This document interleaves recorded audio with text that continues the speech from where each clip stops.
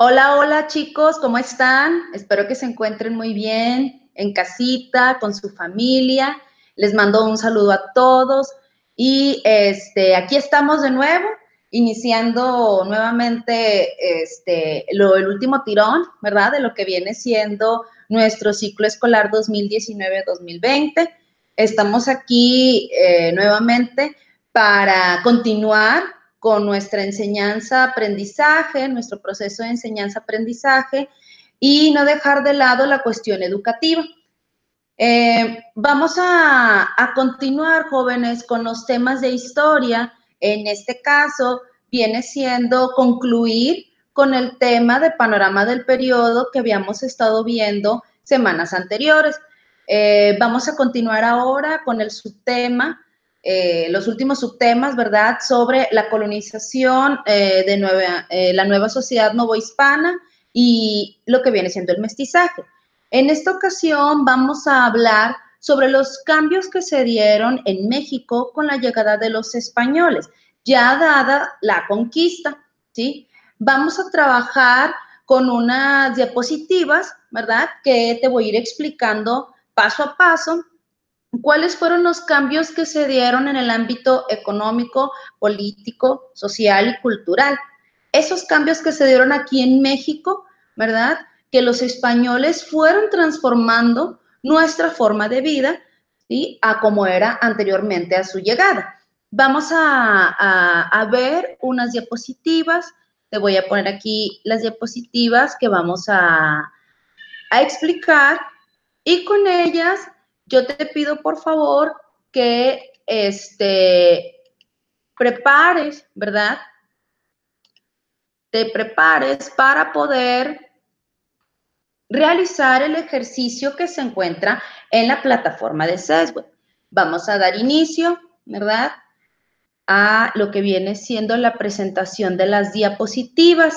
Nada más vamos a esperar un momentito, ¿sí?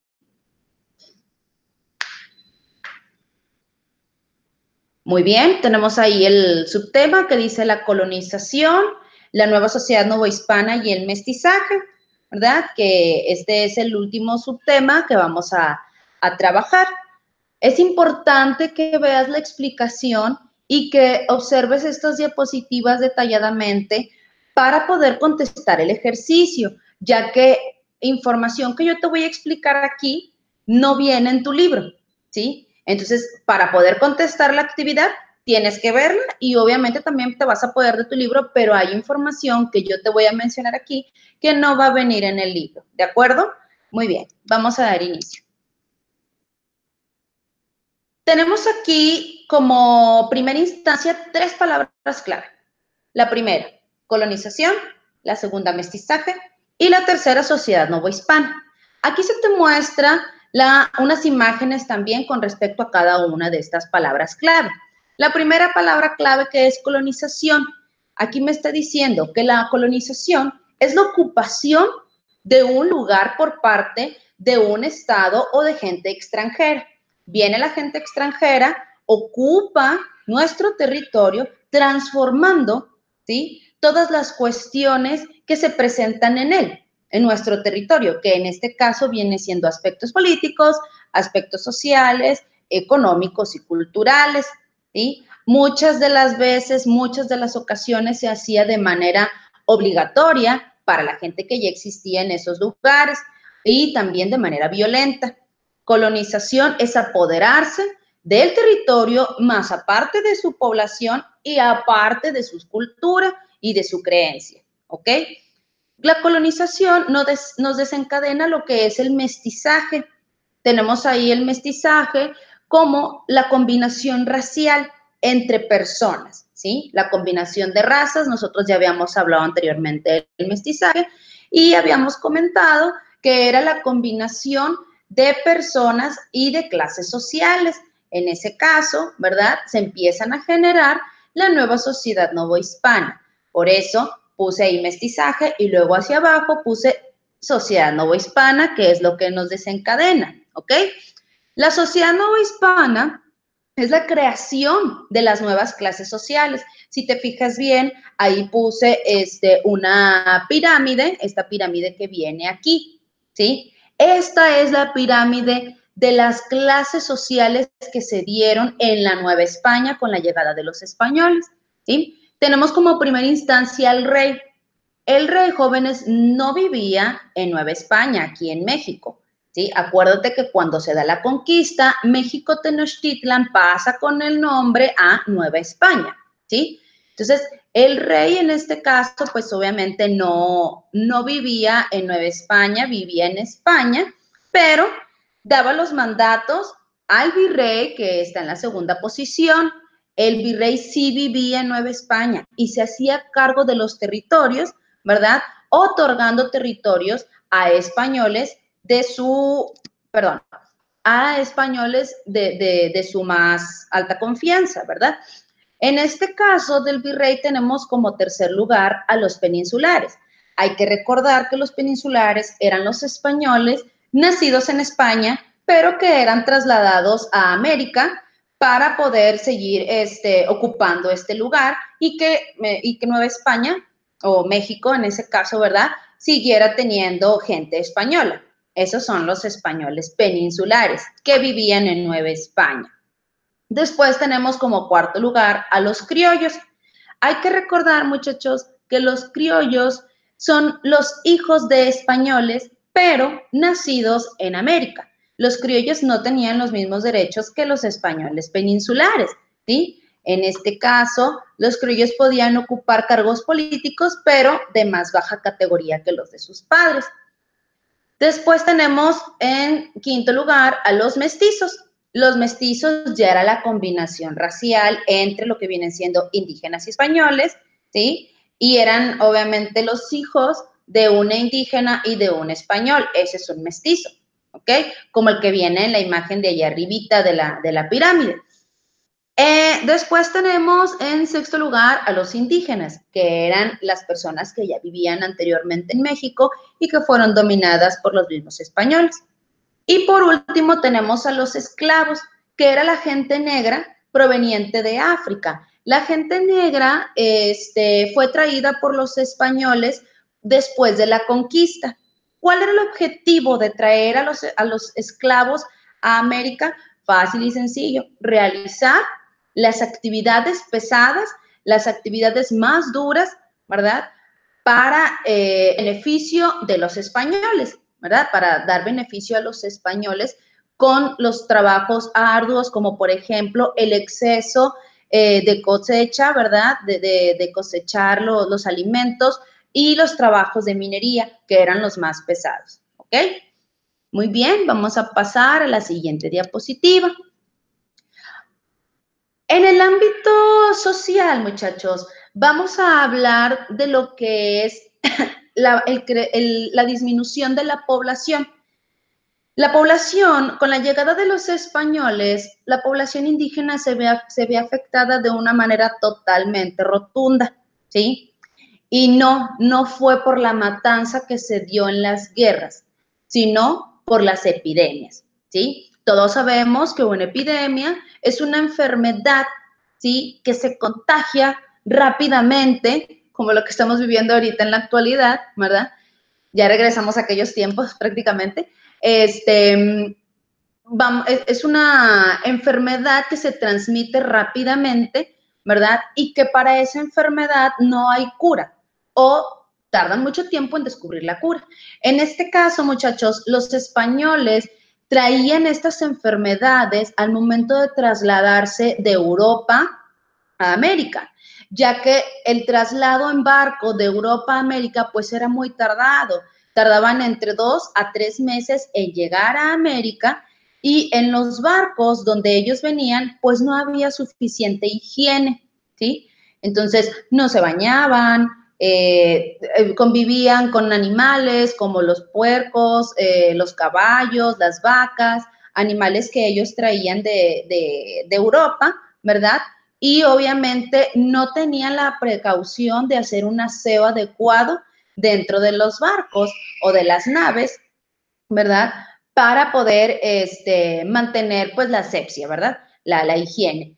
Entonces, todo eso, jóvenes, iba generando, ¿verdad?, infecciones o focos de infección que los mismos españoles adquirían y tal vez ellos sí eran, sus defensas sí eran buenas y ellos no presentaban síntomas de las enfermedades. Pero al momento de llegar a América, los indígenas no eran suficientemente fuertes sus sistemas inmunológicos y no toleraban esas enfermedades, ¿sí?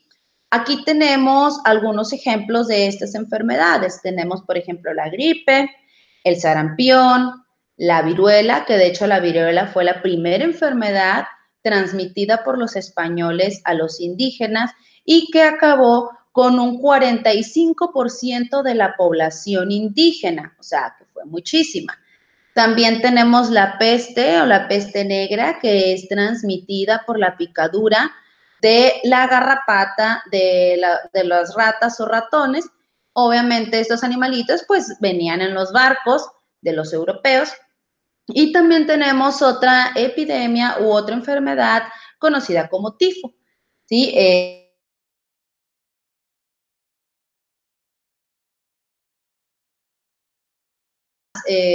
Cierta sintomatología, ¿verdad? Que genera vómitos, diarreas constantes.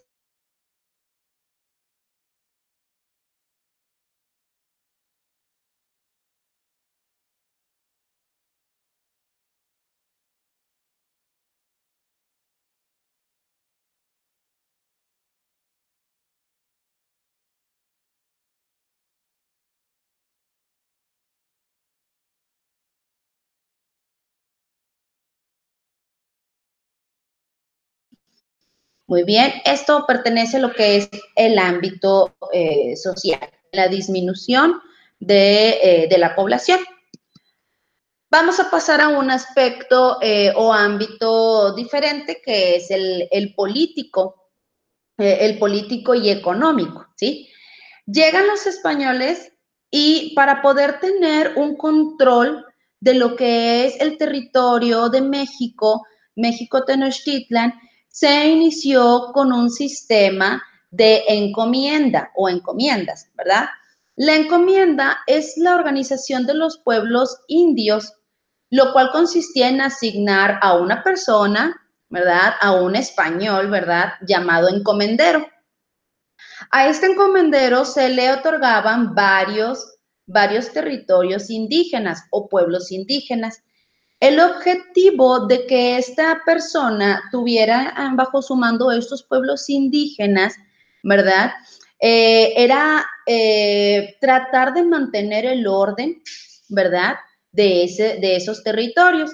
También lo importante de la encomienda era que el encomendero, ¿sí? Tenía que recabar los tributos, que en este caso, si te fijas bien, se ve en esta imagen de abajo, los tributos para la corona española.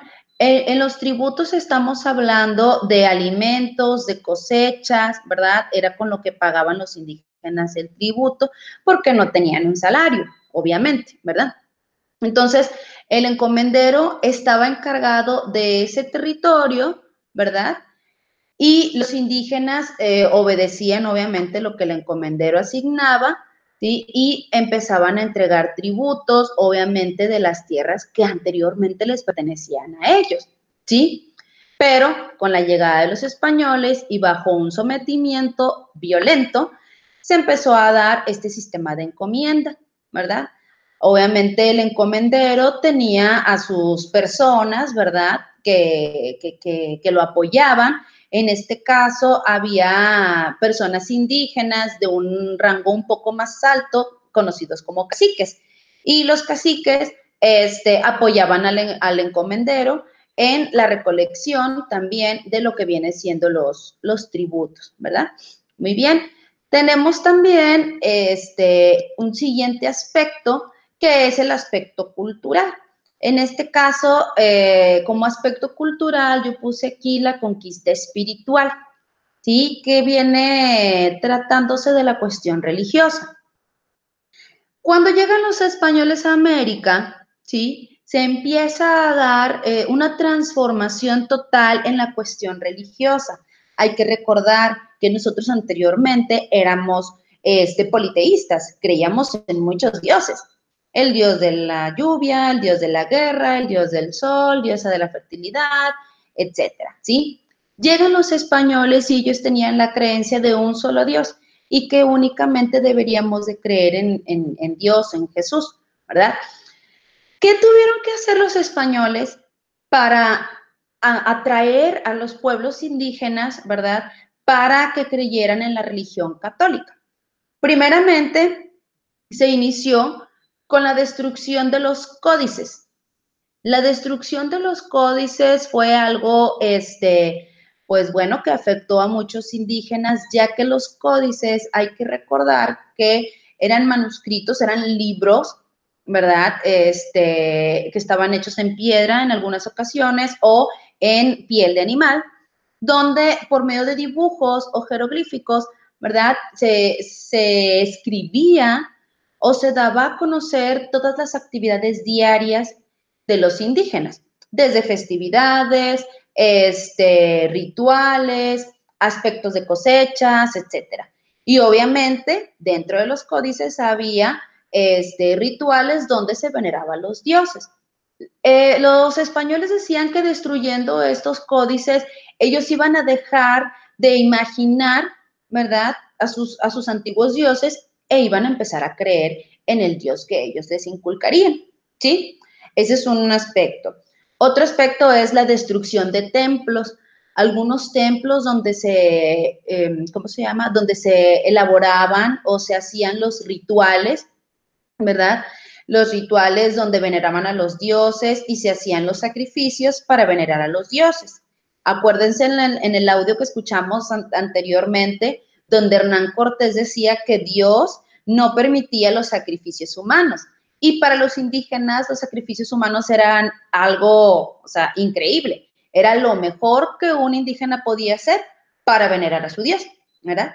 Entonces, la destrucción de los templos fue otro aspecto que utilizaron los españoles para tratar de alejar a los indígenas de su religión politeísta, ¿verdad? También tenemos la destrucción de figuras religiosas prehispánicas, que eran elaboradas en arcilla o máscaras relacionadas con los dioses, como por ejemplo el dios Quetzalcóatl, Tlaloc, u otro tipo de dioses, ¿verdad?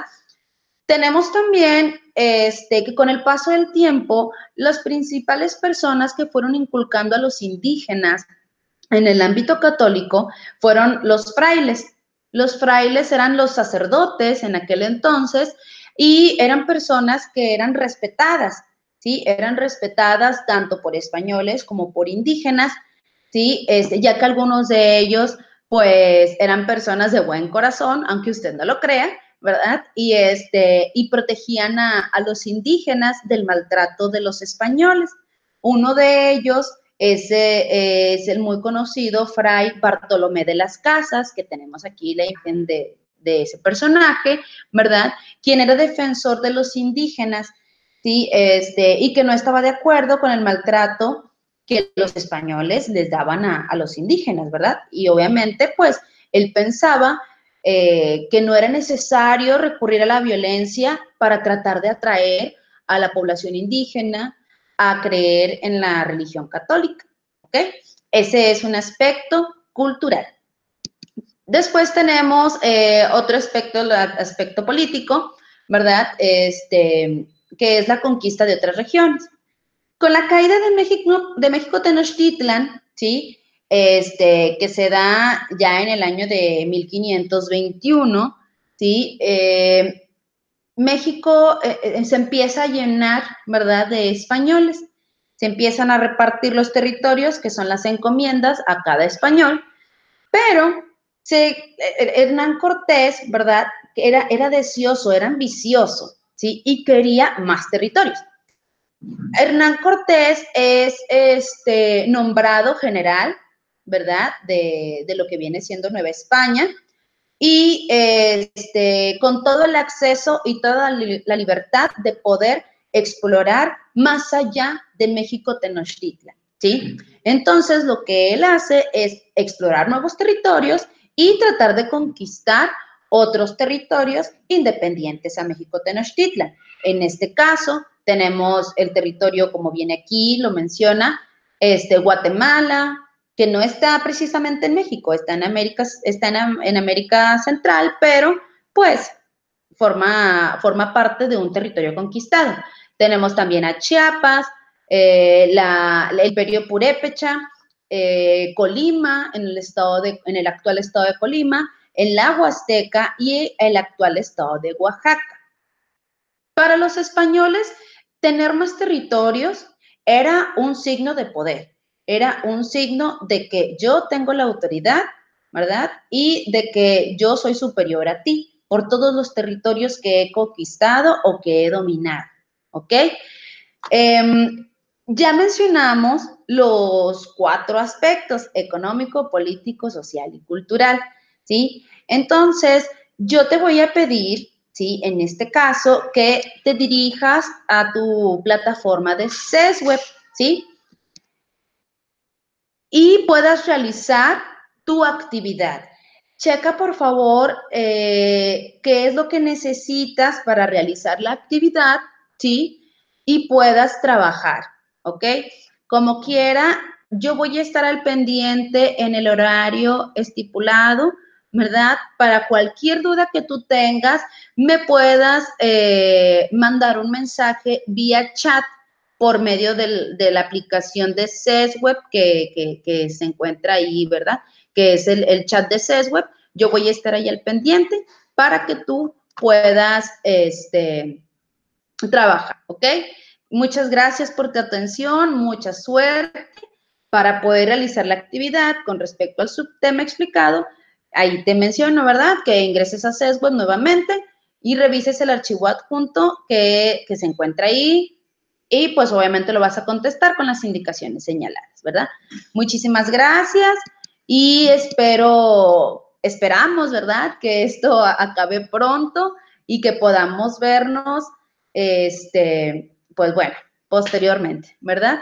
Cuídense mucho, les mando un saludo, un fuerte abrazo a todos y pues estamos para servirles y lo que se ofrezca, estamos a la orden. Saludos, muchachos, nos vemos, hasta luego.